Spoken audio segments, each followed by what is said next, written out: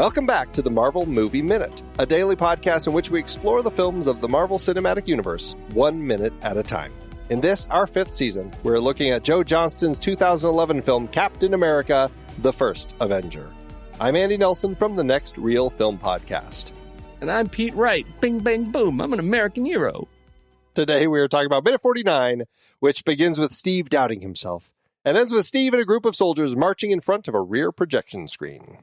Back on the show again, it's Jessica Plummer, contributing editor at Book Riot. Jessica, hello. Hello. I believe that today and tomorrow, these are the reasons that you picked this set of minutes. Is that correct? That is absolutely correct. I am so excited. There's nothing like bringing some Alan Menken to Captain America, right? He is a real American hero. Bing, bang, boom. Alan Menken. All right. Well, you guys all need to know, I'm going to do that a lot during this minute. I mean, a lot.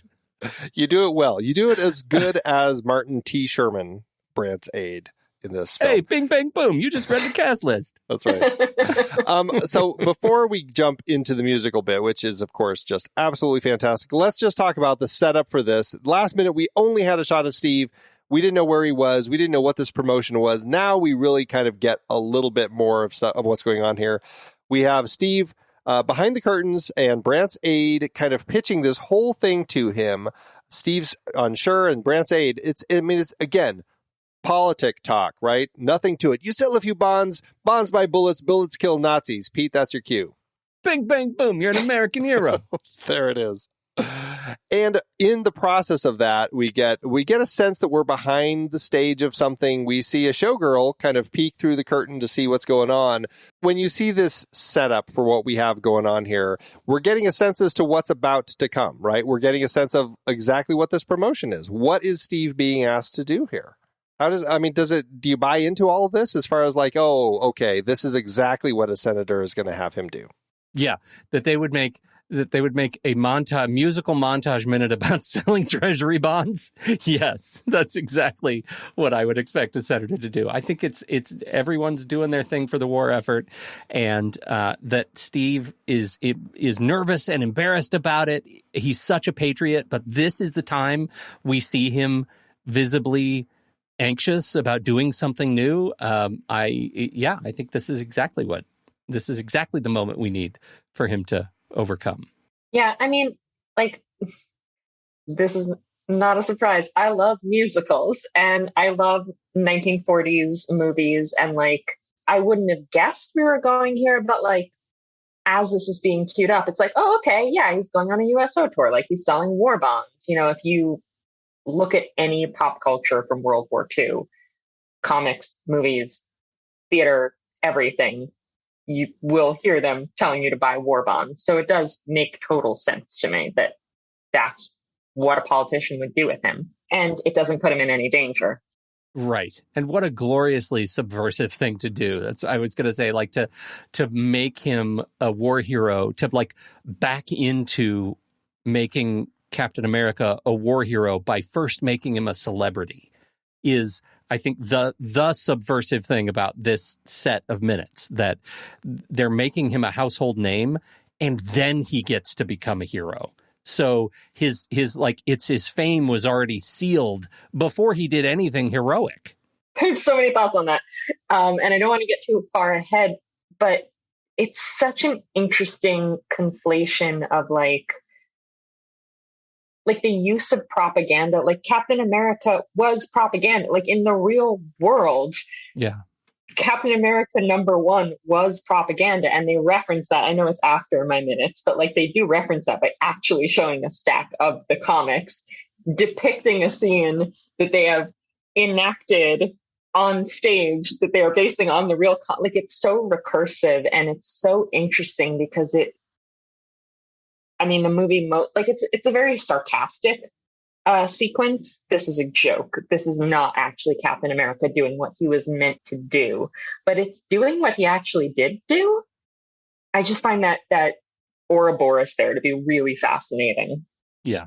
It's a really interesting use of the character in that capacity by putting him into this. And like, as you said, in yesterday's or the minute before, Pete, where, we're crossing the line. We've left from kind of the first act, and here we are kicking off the next act. We need Steve to be in this place where he's still frustrated. I mean, this is him being depressed at the fact that I went through all of that and I did end up as Timmy, and I am collecting scrap metal in my own special way. And you can tell that it's not exactly what he's wanting to do. Like, he wanted to be on the front lines. And so there is this element of disappointment that he's doing this, kind of embarrassment that he has to wear this ridiculous costume. And we will definitely talk about the costume. And, this is what it's come to. Is like this place where he is doing his part, but it's not doing his part the way that he envisioned it after going through everything that he went through. And that's what I find so interesting about him, is like, he goes through all this stuff. He's already defeated one Nazi, and now the senator uses his fame as the mystery man who saves New York from the Nazi to turn it into this USO tour to sell more of these Series E bonds.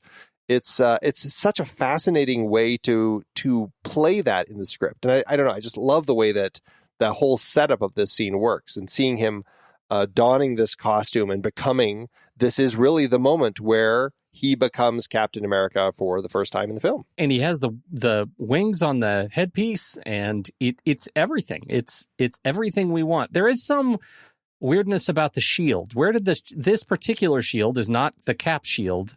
Where did this one come from? This is the nod to the comics. This was kind of the original. Yeah, exactly. This is the original shield from the comics. They had to change it shortly after because it was. I thought this was interesting. It was too close to the design of a superhero called the Shield from the Archie comics. And it was that character, if you haven't seen him, is actually a shield with little tiny legs and little hands that stick out the side and big eyes right in front. They call him the Shield. But he's made of butter, so he's not very useful. You're being nonsensical right now, but yeah, I don't know what you're talking about. But his whole front looks like this shield. In the Pep comics, this is back in the Archie comics of the day. His whole front looks like this shield. I think he actually predates Captain America. He's the first sort of patriotic superhero. 1940, Pep Comics #1. Yeah, the Shield. He does. Yep, 1940. Well, they needed this shield because they needed enough space to tape all of Cap's lines on the back of it. He couldn't be turning it so that he could get to the rest of the speech. No rotating shields. That would be great, though, if he was just kind of spinning it as he talked. But yeah. But no, yes, this is Shield Mark III and in the film. And it is kind of fun to see that they actually did pull this design into the film. I really enjoy that. The round shield won't make its debut in the comics until Captain America Comics #2, so it's a little bit of time. Ever since that debut of the round shield, that's the one that he's always had, except for that very brief period he had an electronic shield. But anyway, yes, so this is the shield that he is using. The costume is designed based on kind of that original Captain America look. I think it is kind of a genius decision to say, you know what, let's use that original costume from the comics, but in a campy way by putting it into the show, because it feels like a show costume. How do you two read this costume and how it works in the context of the film? I mean, it's perfect, and it actually looks a lot like the costume from the 1944 Captain America serial. Like, there were actually Captain America movies. I mean, obviously those were black and white. I'm sure the costume had color in real life. But it looks exactly like what a superhero costume would look like up until not even just the 40s, up until 2000. Yeah, right. Gosh, even, I mean, maybe Spider-Man?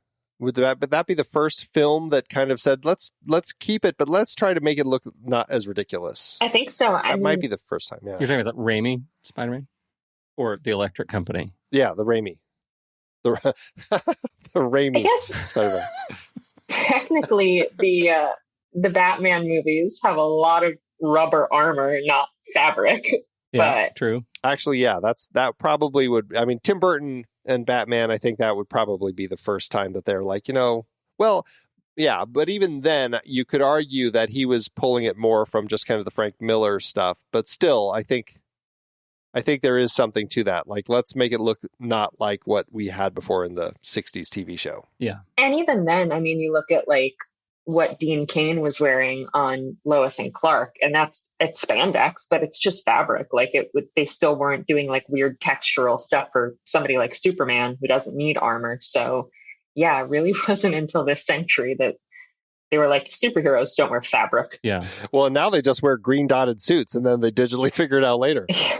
Well, and this outfit, like one of the things that's so great about it as a USO outfit is that it really does feel like something that we've put together from fabric that from the right distance is going to look like something else, right? It is yet another sort of homage to the staged piece. And I think that's delightful, especially when he pulls his headpiece on, which it conjures the idea of a helmet and mask, but it is fabric. It is as fabric as my childhood Halloween costumes. Like it just fits over his head with a little support, but it's crumply. And I think that's great because from the audience, when you're a kid in the front row, it's going to look like the helmet. It's going to look like the whole cowl. Absolutely. They also have named him Captain America. We don't see it completely in this minute, but you do see when he's doing the photo poses and the mom with the crying baby. Also, the I Want You to buy war bonds, like the Captain America version of the I Want You poster that we've talked about, that he saw, that drew him to the enlistment office. Now he is in his own version of the I Want You poster. But also there is like buy war bonds and take a snap with Cap. So, I mean, it is official. They have decided. Senator Brandt and his team said, let's call this guy something. How about Captain America? And I think that's really interesting that we've crossed that line, and this is officially now the guy. And just so you know, according to the wiki, only a day has passed. Only a day is, wait a minute. This montage is a day? No. From the time that he makes the decision, he makes the deal with the devil and Senator Brandt to the very first one is a day. That's like the next day. It's the next day. Yeah, it's almost like Brandt has been ready and waiting with all of his materials for this. Let me just open my briefcase here. Bing, bang, boom, you're Captain America. So who wrote the song? Like, you could train showgirls real fast. I'm not worried about that. But who wrote the song? I know. It's just ridiculous. Like the fact that they say it was a day. I just like, okay, this is where the wiki turns to garbage. They do give, like the montage itself is basically from June 23rd all the way until the end of October, because by the time he's doing this show over in Italy, it's November 3rd. So at least we know, okay, so July, August, September, that's kind of this period. It doesn't seem like a lot of time. Like it seems like this is something he's probably doing for years, but no, it's apparently only about 3 months that he's performing this. This is kind of our montage. I don't know. I love it. I don't know why I said I don't know who wrote the song, because it was definitely Irving Berlin. If the song had really existed, it would have been Irving Berlin. At the time, absolutely. That's true. Absolutely. Yep. And Irving Berlin also probably wrote 300 other draft marches for propagandizing. So take your pick. We don't know that this isn't a full 2-hour show. Yes, that's absolutely right. Maybe there were multiple numbers. That's actually really interesting. That's because I don't know. What is typically in a USO show? Bob Hope. I was just going to say Bob Hope. Bob Hope. It's like the entertainers. They come out, they do their shtick comedy and stuff. And so he would be the one like sales. Well, I'm sure he's not the only sales pitch to buy war bonds, but this is probably his one bit. And other than maybe at the end, they all come out and do something together. But he probably is just sitting around with Bob Hope. That's what I want is a Marvel one shot of kind of behind the scenes of one of these tours where he's hanging out with like Bob Hope and George Byrne, George and Gracie. There actually is. It's not Captain America and it's not from the 40s, but there is an early Fantastic Four comic where they're broke and they get an offer to go to Hollywood and make a movie. And they go to Hollywood and Bob Hope is on the lot and like ogling them. And then it turns out that Namor owns the studio and it was actually an elaborate death trap. It's a great issue. Of course he does. That is amazing. What else would the king of the oceans do? Invest in media. Surely that's going to be in Black Panther too. I hope so. Oh, with the little wings Wow. on his feet. The things that he was up to behind the scenes that we just never knew. All right. Well, enough about kind of like the setup and everything. Let's talk about the song and dance that we have going on here. So, Star-Spangled Man. Jessica, kick us off about this song. It's the best. It's by Alan Menken and David Zippel. So Alan Menken is probably best known as the composer for pretty much the entire Disney Renaissance. The Little Mermaid, Beauty and the Beast, Hercules, Aladdin, just so many of the movies that we all grew up on and love. Before that, he and Howard Ashman were best known for Little Shop of Horrors, one of the greatest now Broadway shows. It was off Broadway in its original run, but it made it to Broadway about 15 years ago. I saw it 3 times. What else has he done? He wrote the music for Newsies, another favorite, and for Gallivant, the sadly short-lived but absolutely wonderful musical TV show. Which, have either of you guys seen it? Because it's just everything that little 12-year-old me could ever have wanted. There's a knight and a princess, and it is a parody of musicals, and it is just an absolute joy. And then the lyrics are written by David Zippel, who collaborated with him. I mean, Menken's best-known collaborator is Howard Ashman, who wrote Little Shop and The Little Mermaid, Beauty and the Beast, and part of Aladdin with him before he passed away from complications due to AIDS. But the lyrics on this one are written by David Zippel, who also wrote Hercules with him. And I feel like there's a lot of, like, when I looked that up, I was like, yeah, that checks out. That's correct. Yeah. He also is behind some of the tracks on Enchanted with Stephen Schwartz, which I love, Yes. and Tangled, another Disney. The thing I love so much about him is that he was an eager recipient of a Razzie for one of the tracks from Newsies, and that does make him. He was already one of 17 EGOTs, Emmy, Grammy, Oscar, Tony, but now he's a REGOT, which I adore. I just adore. I don't know how many of the 17 or all other 16 are also REGOTs, but I was going to say, is he the only one? That's it. That's a big deal. That's a big deal. I would think that's a very limited club to be a REGOT. Yeah, very small. How dare anybody insult Newsies? And he is on the record as like proudly accepting that award. Like he's just such a good-natured guy. And if you haven't seen it, NPR's Tiny Desk Concert did a Tiny Desk Concert. I want to say a year ago or now, maybe probably more because it was during the pandemic. But they did a Tiny Desk Concert with the principal cast and a few chorus members from the Broadway show of Little Shop. And he got up and introduced every track like they were about to sing for this Tiny Desk Concert. And it was everything. It was just perfect and intimate. And he got to tell these just crazy off the dome, like you can tell there are so many words in his head and he can't get them all out to say what he wants to feel about this thing being on Broadway.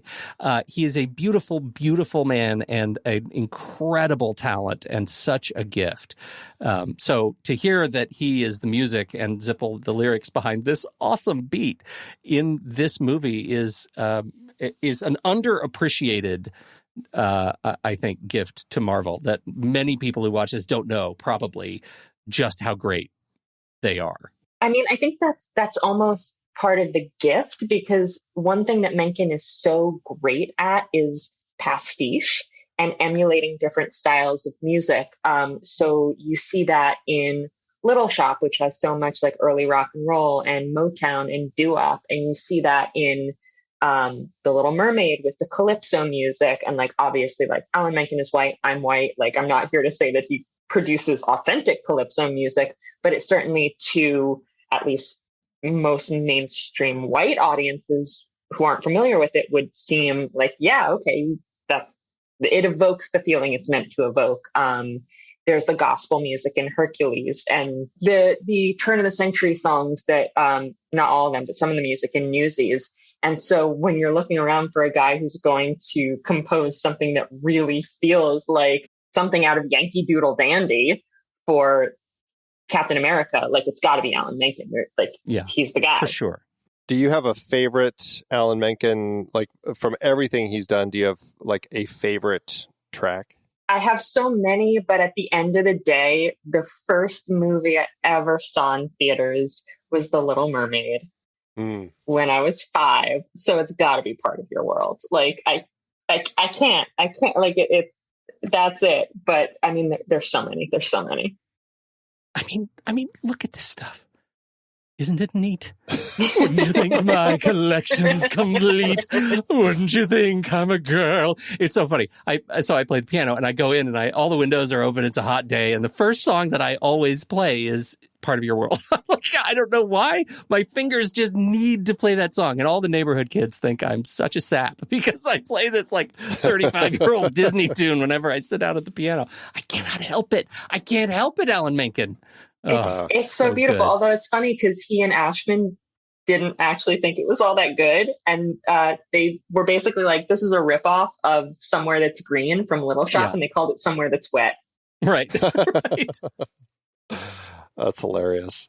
If I were to pick, I mean, I absolutely agree. Little Mermaid is like all of the songs in that just are perfect. They're perfect songs. But my favorite track that I go to, and just because like it puts me in like a really powerful emotional place in context of the film and like what they're doing with it, which is it's a very big emotional kind of core moment of the movie. It's in Hunchback, which I know a lot of people, it's not like their favorite movie and stuff, but the music is just insane. It's just insanely awesome. And the performance of Sanctuary in that, which is when they're getting ready to burn Esmeralda, and Quasimodo swings down, picks her up, swings back up, and he raises her over his head and screams Sanctuary a few times. Holy cow, the music in that just like sends shivers down my spine. It's just powerful and amazing what that man does. Well, and I would say I would add to that from Hunchback 2, just the Hunchback is one of those really kind of remarkable pieces because it is so broad in conjuring not just sort of the stuff that you would like love and kindness and find goodness in your heart and all this, but also like lust and rage and fear and conjuring the inner demon of what's his name? Judge Claude Frollo. Judge Claude Frollo. Like when he does the bit with the dancing fire and he's like he's talking about his like curse his lust is one of the very best, and it feels to me like it comes from such a dark and authentic place to end up in this particular film, and score is amazing. Amazing. I mean, I feel like the later Disney Renaissance movies were almost Menken being like, yeah, I'm showing off now. Yeah. Like there is a confidence to them. Taking a lap, right? Like, like we're doing fine. So let's just see what we can do. Let's play a little bit. Mm-hmm. And it's frustrating to me that because they were doing that and they were pushing limits and boundaries, that it kind of ended the Disney Renaissance, and they ended up kind of shifting gears, and he disappeared from so much of their work after that, which is so disappointing. I mean, I'm thrilled that he ended up doing stuff like Enchanted and Tangled. He still had to do stuff. And I will say, the song in Sausage Party is pretty funny. It's pretty funny. Did a pretty good job with that. So, I mean, I love what he does. And yeah, he's a guy who just, I think, is endlessly creative. And I'm always excited anytime there's a chance to talk about him.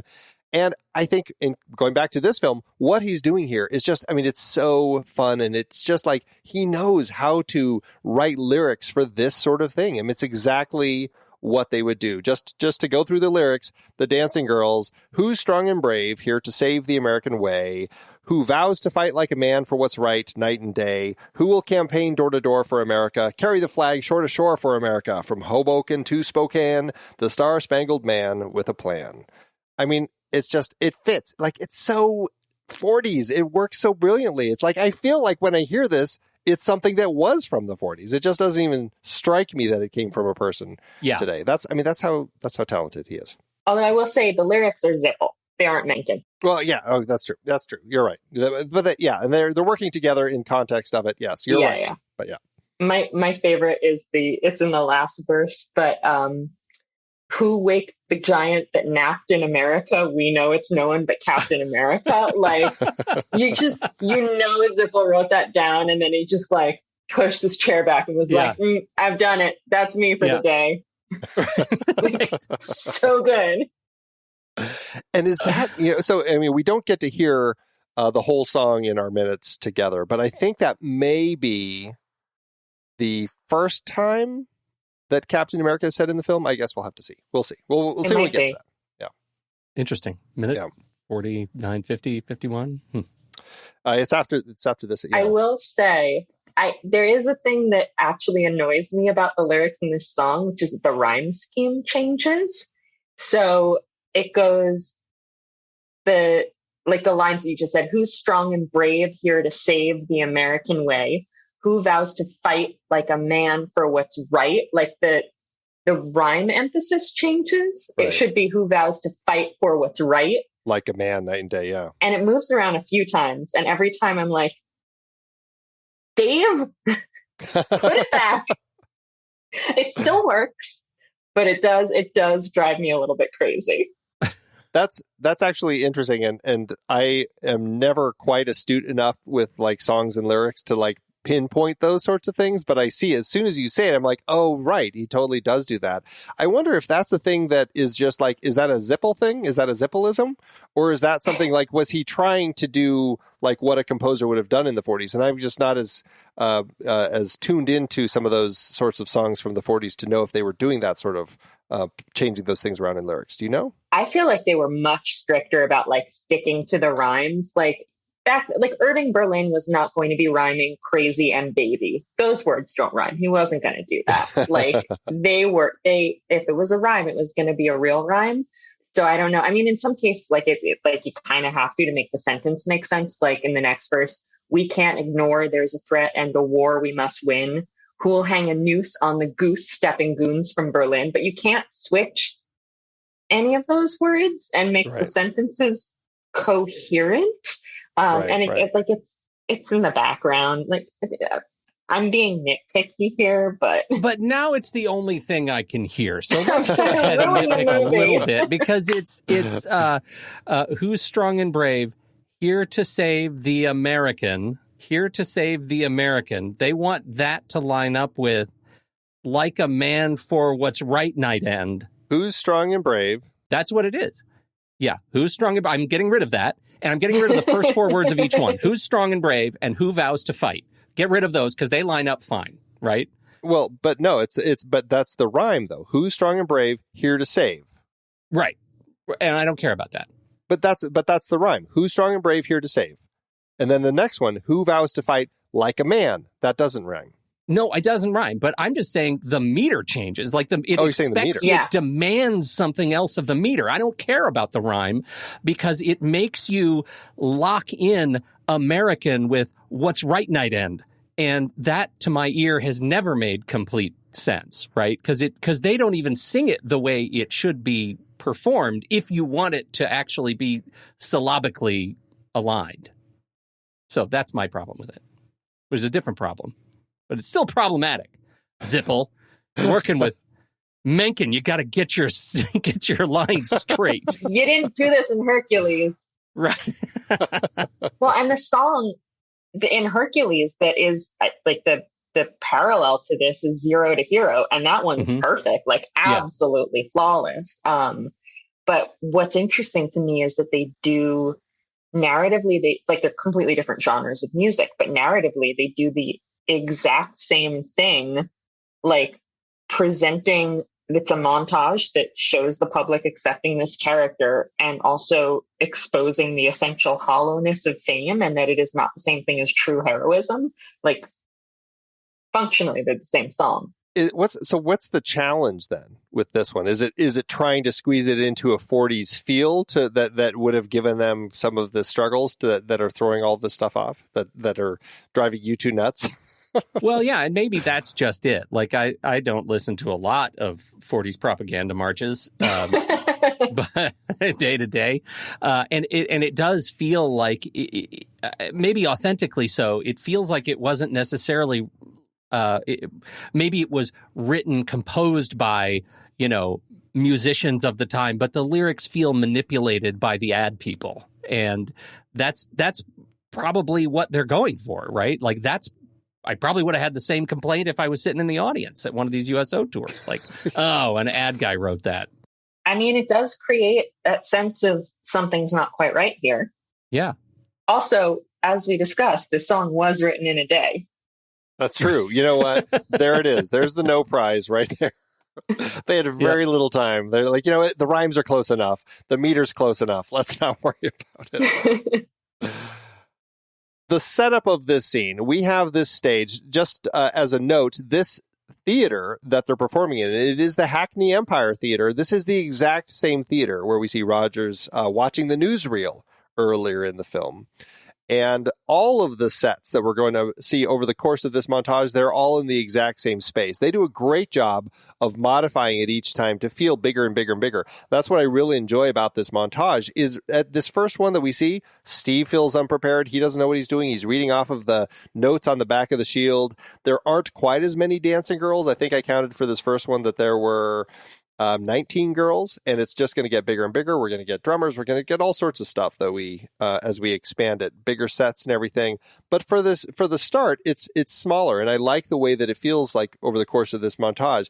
This is growing. This is showing us the growing popularity of this new character that Senator Brandt has kind of created to help sell Series E defense bonds. I mean, how does it work for you two as far as like what we're seeing and the scope of all of this? I mean, it's very effective. It's definitely a musical theater trope. It reminds me a little bit of the Broadway melody in Singing in the Rain, as we see like Gene Kelly and his dancing girls kind of transition from sort of scrappy burlesque dancers to more polished vaudeville to very glamorous like Follies dancers. It's got that same sort of transition. I also am just always really charmed by Chris Evans pretending he doesn't like musicals and doesn't know what's going on when like the guy, his mother, like I think owns a dance studio. Like all of the kids grew up tap dancing. He loves musicals. Like he's been desperately campaigning to be in musicals. He's actually going to be in the Little Shop movie, isn't he? He's the dentist. Is he really? I hadn't heard. Mm-hmm. I'm very excited for that. And when you say the Little Shop movie, you mean the new Little Shop movie? Because let's not forget how great. Yeah, they're not putting him. We already have one, and it's perfect. But yes, right. They're not going back and CGIing Steve Martin out of it. No, they're making a new one. At least that was the last that I heard. I hope they're still making it. But yeah, like I am charmed by him being befuddled by all of this when between takes he was probably doing time steps with the girls. I love that about him. I love to think that he's actually, doing that and like he's really into it. That's great. There's actually a clip of him literally doing time steps between takes on the set of the first Avengers movie. That makes me a little sad that the character is gone and that we could have potentially had him decide, you know what, I'm done with this fighting stuff. I am actually going to go perform on Broadway. We could have had Clint watching Steve actually performing on Broadway. That could have been his retirement. Maybe that's what he does instead. And when they watch old 40s movies, they're like, that's Steve. Yeah, I'd buy that. I love it. Well, it is. I mean, there's so much greatness going on with this minute. Steve, these dancing girls, I should just say, we generally are calling out actors and stuff. There are so many, though. We have so many of these USO dancers credited. Jennifer, I'll just read through the names just because I love reading people's names, just so we have done it.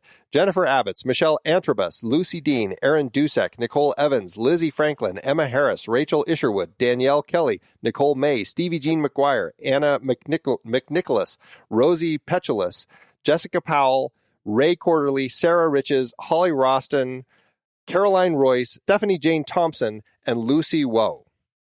Those are our USO dancers that we see through this. The question is, and I doubt it, if any of them are actually also the singers.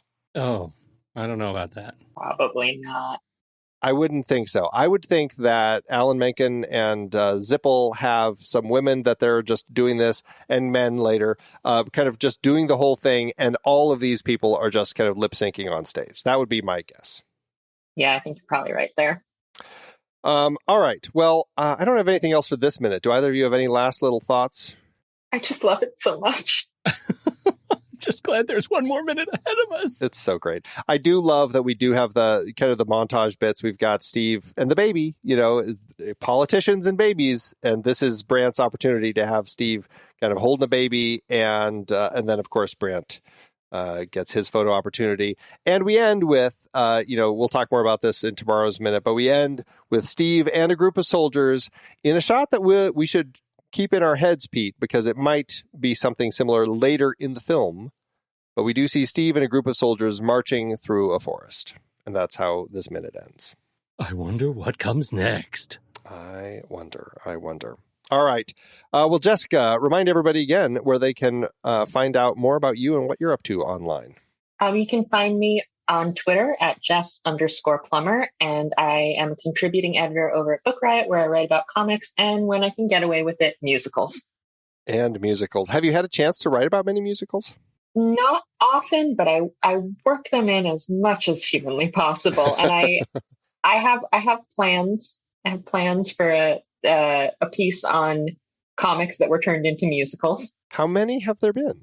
There have been, especially if you look at not just superheroes, like the big obvious superhero one is Spider-Man. But I thought we were told to forget that immediately. And there was the Superman musical from the 70s. Oh, yes. It's a bird. It's a plane. It's Superman. Oh, it's a musical. Wow. Oh, my gosh. No idea. Not very good, but there is a filmed version of the stage production, and I highly recommend tracking it down because it's an amazing artifact. Wow. But also like Annie. Right? Annie. Yep. Oh, sure. God, of course. Yeah. Yep. Yeah, I so lose track of things like that came from comics, but absolutely, yeah, Little Orphan Annie. And Fun Home. And what? Fun Home. Fun Home. By Alison Bechdel.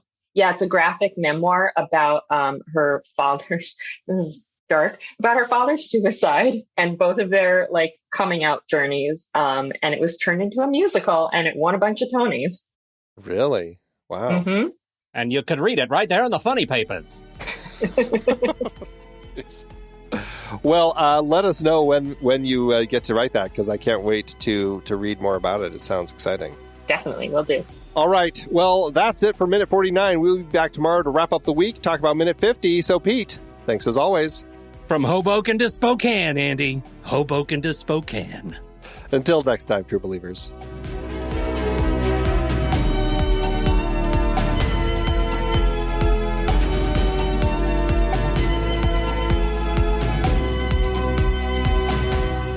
Marvel Movie Minute is a production of True Story FM. Engineering by Andy Nelson. This season's music is Spread the News by Anthony Vega, and this season's show art is by Winston Yabo. Find the show at truestory.fm, and if your podcast app allows ratings and reviews, consider doing that for this show.